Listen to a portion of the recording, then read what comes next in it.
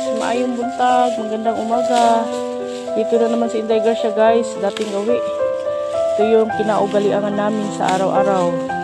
Sa umaga umakyat, sa baba, sa hapon bumababa. So madalian ang pag-akyat namin guys kasi yung anak ng lalaki papasok pa.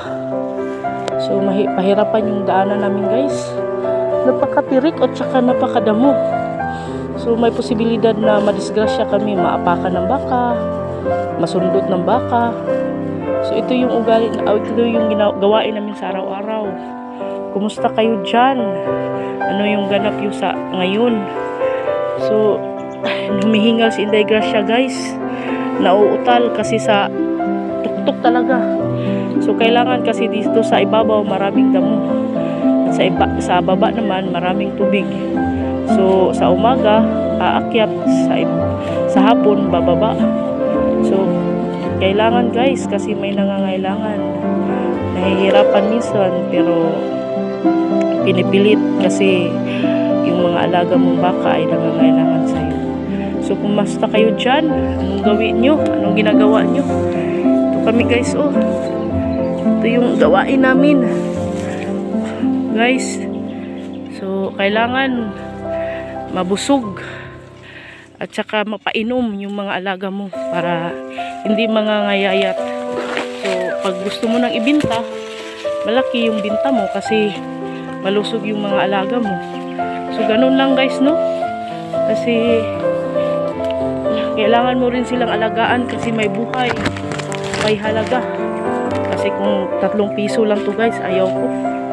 So malaki kasi halaga nito guys. Gusto kayo dyan, sana may ulam kayo. Kami guys, ulam namin doon sa amin, piritong isda lang tsaka itlog sa mga bata. So di bali na, okay na yan, fights na yan, basta may kape. Yan ang buhay ko guys. Ito yung buhay namin, ito yung buhay namin guys. So kukuha na naman ako ng gulay. May gulay good dyan guys, langkong, masarap yan, adobuhin, lagyan ng piniritong isda. King! So mabilisan yung live ko guys kasi yung pagpunta namin dito kasi papasok pa yung anak kong lalaki. So ito na yung pamaraan ko guys sa pag-exercise. So ang yung iba dyan mag-exercise, hiking at saka jogging. Ako ito guys. So as for now guys, no, sana pagpalain tayo ng Diyos. Manalangin lang tayo sa palagi, huwag tayong mawala ng pag-asa. So dapat panghawakan natin yung sinasabi ng Diyos na God will provide. Kung may nabibigatan dyan, panalangin mo na lang. Kung may malaking problema dyan, ihingi mo na lang sa Diyos kasi ang Panginoon po ay hindi po nakulang sa atin. So ang kailangan po ng Panginoon is kumatok tayo sa Kanya at tayo ay pagbibigyan. So bye bye for now guys, no? So ito yung alaga naming aso, Kiking! No, ipipwisto na namin sila kung saan sila pwedeng ilagay. So sa akin, pwisto muna. So sa tamang lagayan na hindi sila magutom, may damo. So mamaya na naman guys, ibaba na naman namin kasi ipainom namin, may inom lang sila ng tubig. So tapos na sila uminom ng tubig, nagkain-kain. So yan na guys, mabubuhay na yan.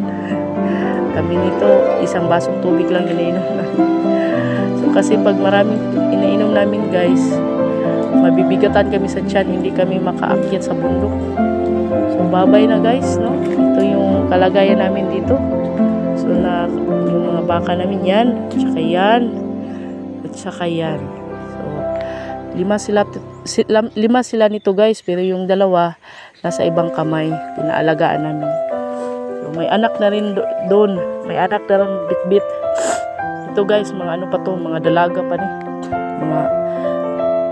mga ining. So as for now guys, bye bye, see you in the next video.